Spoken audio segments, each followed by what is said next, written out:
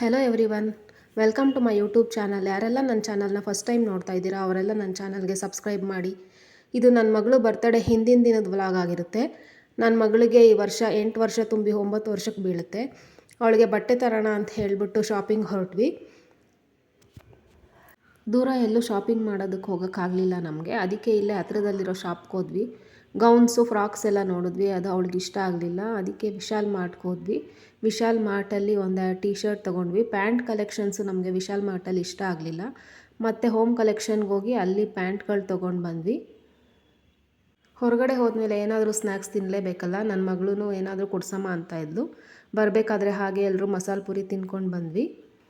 ನೀವು ಅನ್ಕೊತಿರ್ಬೋದು ಏನು ಇಷ್ಟು ಸಿಂಪಲ್ಲಾಗಿರೋ ಬಟ್ಟೆ ಸೆಲೆಕ್ಷನ್ ಮಾಡಿದ್ದಾರೆ ಅಂತ. ಆದರೆ ನನ್ನ ಮಗಳಿಗೆ ಈ ಥರ ಬಟ್ಟೆಗಳೇ ತುಂಬ ಇಷ್ಟ ಆಗುತ್ತೆ.